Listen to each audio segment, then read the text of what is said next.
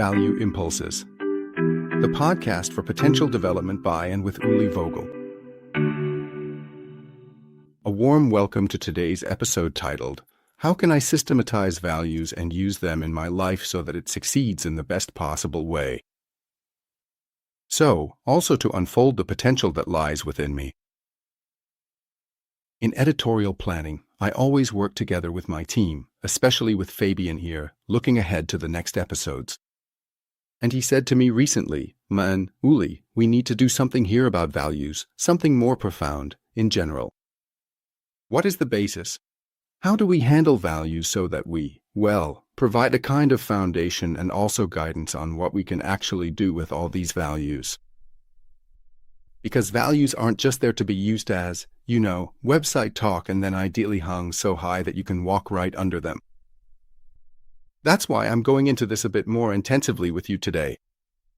We'll start with the simplest definition of the term value and go straight into bipolarity, because people often think, values, they're always something positive. That is unfortunately not the case. And then I'll jump straight from the noun value into the verb to value, to see what we encounter there. First section. Second section. I'm going into the three value dimensions, how we can systematize and differentiate according to Hartman. And these three value dimensions are something extremely useful in life. And I'll present a few verbs to you, but also body parts and also question words to be able to handle them well. The practical application is important to me.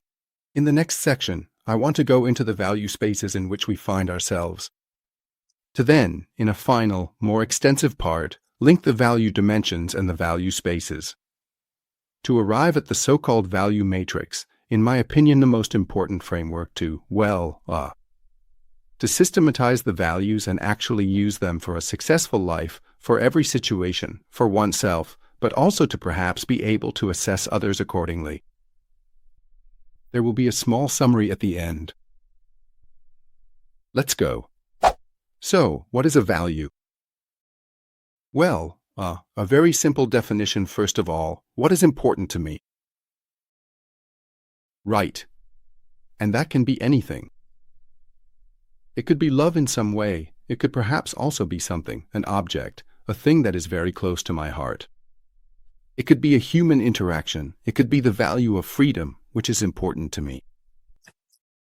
Be freedom. It could maybe also be something like solidarity, values in society and in the economy and politics. I'll make a separate episode about that later. But of course also values like friendship and similar things. So the field is wide here. We could talk for a long time about how many values there are. What's important to me in this context is that we as humans should think in bipolar structures more often. Because there aren't just good values, there are also bad ones. Yes, there isn't just love, there's also hate. Yes, while love is humanly fulfilling, hate, at the end of the day, is just not. Or there's something like freedom, or then on the other hand, oppression. Or there's something like physical integrity and then actually violence and injury on the other side. And if we turn on the news briefly today, given the geopolitical situation with several wars in the world, then we'll very quickly realize that very, very bad things are happening here. And that's why, again, we have to look at values in both directions. That means not only promoting good values, but also pushing back against bad ones. The bipolar axes, the pairs of values, could of course be extended as far as you like here, but I think you know what I mean and you get the idea. But now I want to move away from this simple definition, a value is what's important to me, towards the verb to value. And if we want to deal with value systematically, as in value science, then we actually have to take the verb to value into consideration. So that means that we ultimately decide in situations for something against something, or that we might not even care about something. I'll take this very small example. Imagine a little human being comes into the world, freshly born, so to speak, a citizen of the earth, and has been given, among other things, a strong talent in the interpersonal area. Yes, so it understands other people, is interested in other people. And when this child enters a room at an early age, it won't be the building blocks that it moves towards first to build something, but rather the people who are there. So the valuation here at this point is towards people and not towards things. And we value things hundreds to thousands of times a day from early childhood.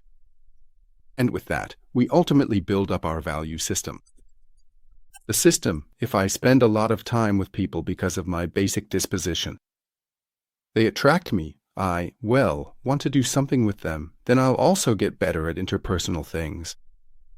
Conversely, maybe, if I'm very interested in things, like the building blocks before, then I'll develop much more expertise here. And so Leon Pomeroy, who validated Robert S. Hartman's science of values very, very well, including instruments like the Hartman value profile, once said very nicely, "Yes, we don't have values, we are our values. We accumulate through this.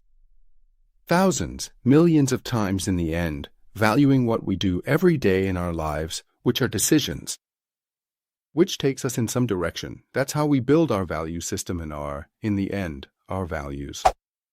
Now, at this point, I'd like to go a little bit deeper and really start to differentiate the concept of values just a bit. We've come from thinking about it as a noun to considering the verb to value, and now we've reached the point where I want to take a moment to further differentiate what we mean by values. And I want to do that in 3 value dimensions, just as Hartman developed it. I'm taking a slightly different path than he did. I'm trying it directly through the verbs, and I want to highlight the human dimension, which is also the most valuable value dimension.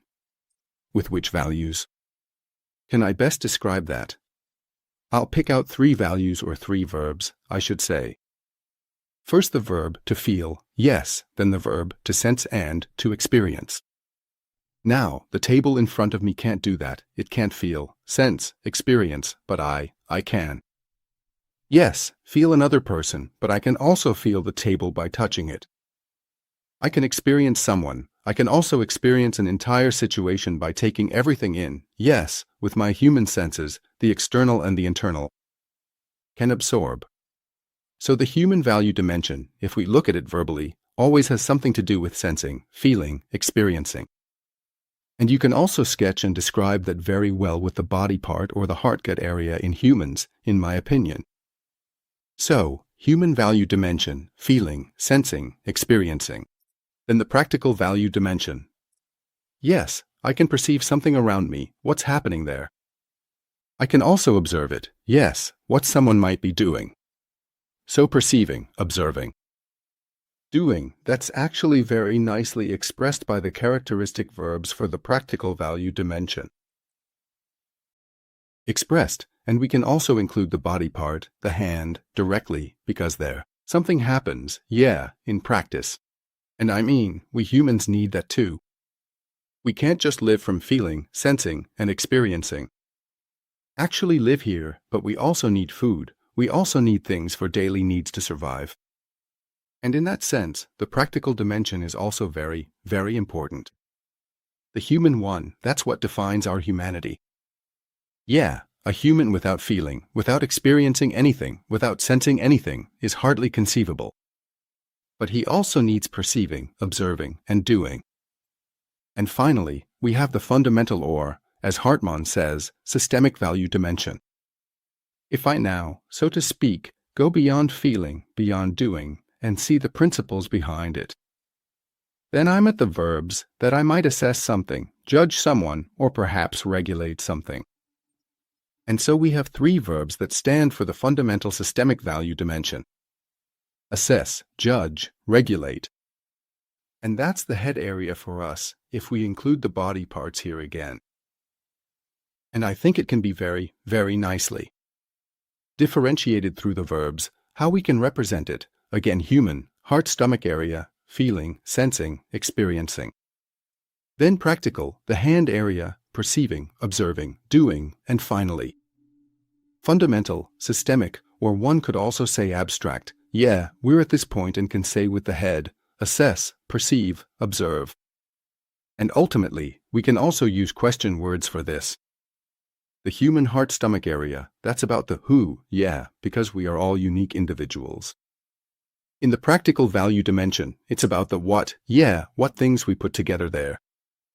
And finally, in the systemic, fundamental value dimension, it's about the what for. Is the whole thing, so the intellect behind it, to be able to further develop the whole thing. And maybe it's important here to include the hierarchy of values according to the humanistic view of humanity. So, human things are always more valuable than practical things, which in turn are more valuable than systemic or fundamental things, the humanistic view of humanity that was developed in Europe. That's simply the derivation of hierarchy and value dimensions. In another episode, I'll go deeper into that and look at value perspectives. Because I can now, for example, value human things humanly, but I can also value human things practically and value human things fundamentally. And in the practical value dimension, I have 3 perspectives again. And then also in the fundamental one, so that I have 9 value perspectives at my disposal. But that's reserved for another episode because I want to keep things a bit simpler here so that we can also write away. Well, open up the value spaces and then the value matrix.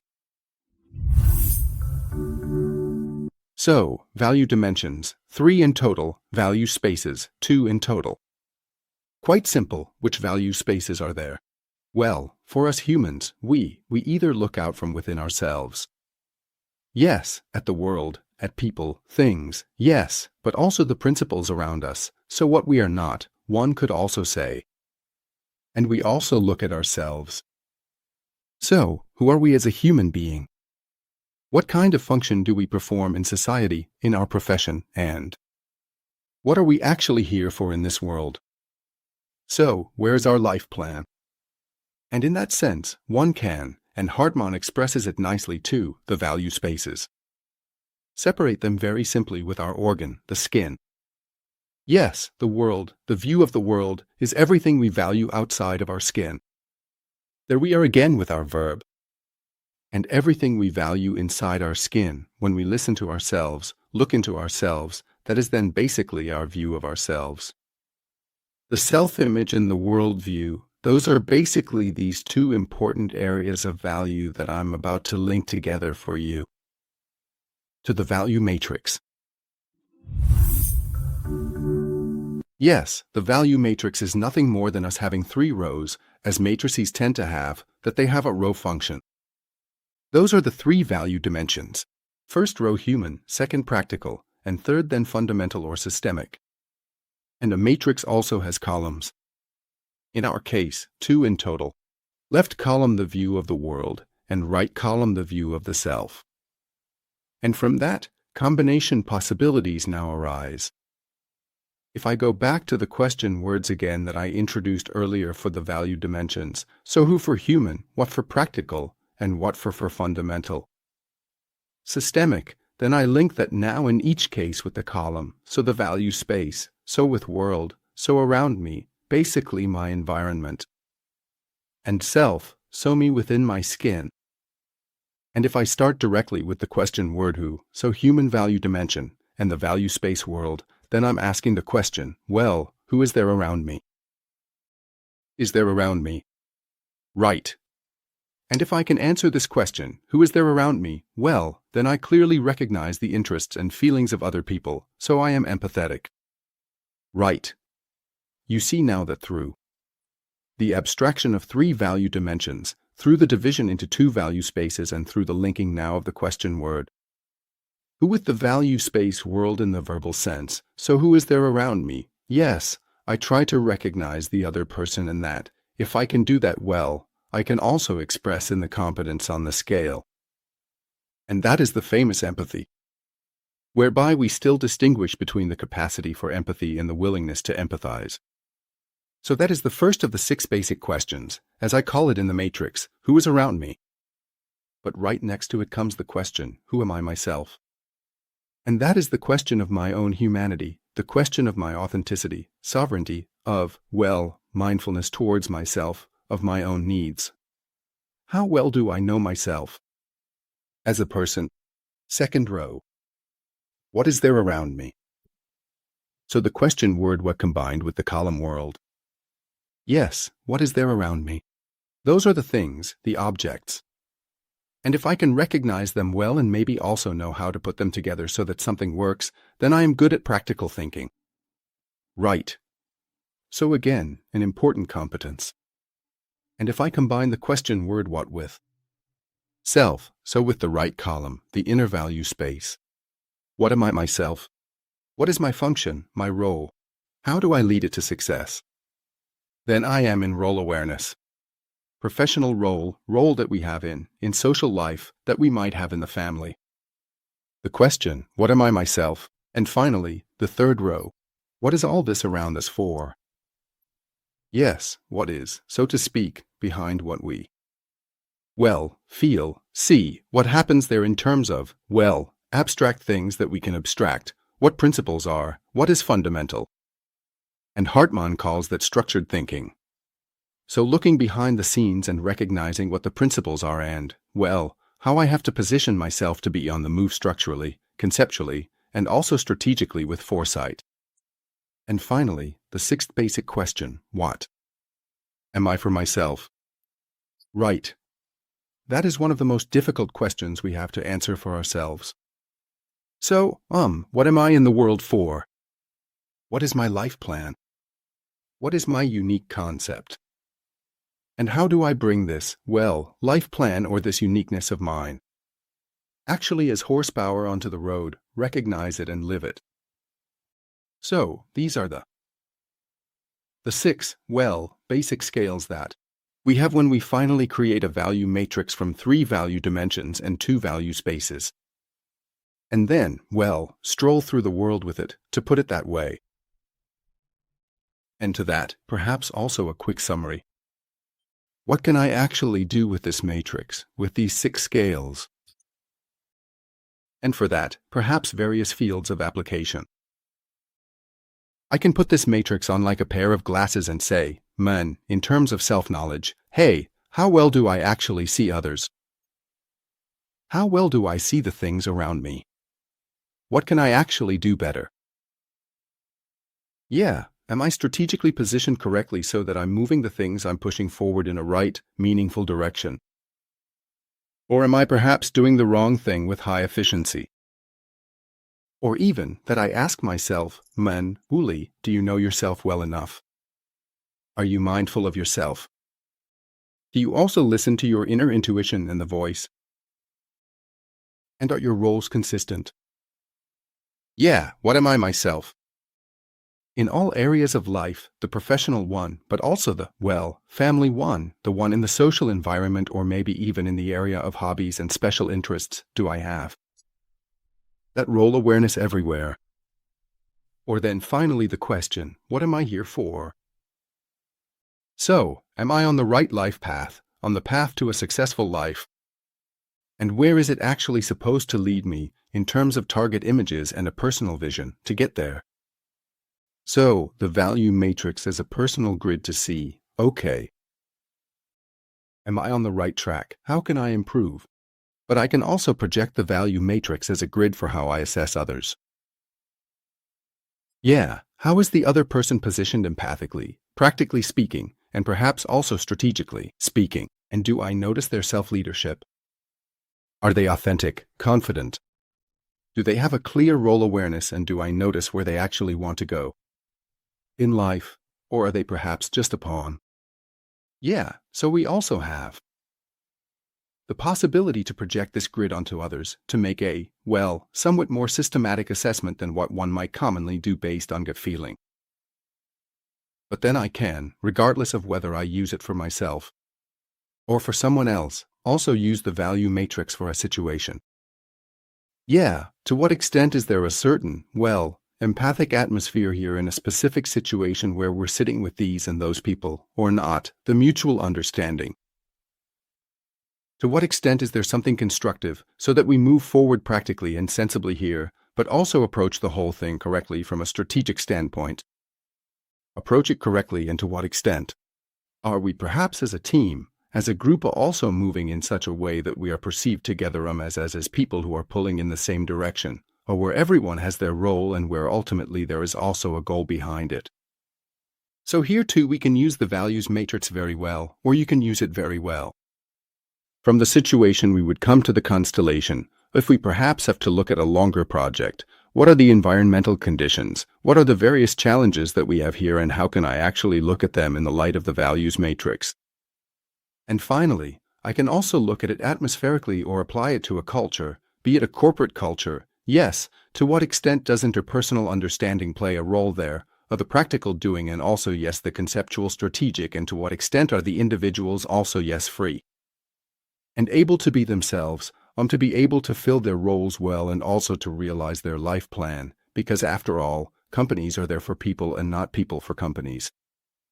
As a summary, so to speak, directly spoken, for me the values matrix, which is based on very basic assumptions about values and differentiations, ultimately rests, is a kind of navigator for all situations in life. Yes, and I believe it has also changed me, this grid, how I look at myself, at others, at the world too. And I've been doing this for many years now, and after I'd been doing it for a few years, my wife Isabel also said to me once, "Man, I think you've somehow changed in the last few years." And then I asked in what direction, and she said fortunately for the better. So I believe, each of us can inform ourselves much more precisely and systematically about our own values and values in the world in general, and use the things that have already been developed there for themselves in order to lead an even more successful life, to uncover the potentials that lie within oneself even more and also to develop them. Yes, that's why I'm glad you were there for this Values Impulse today. The podcast for potential development. How can I systematize values and use them in such a way that my life is more successful?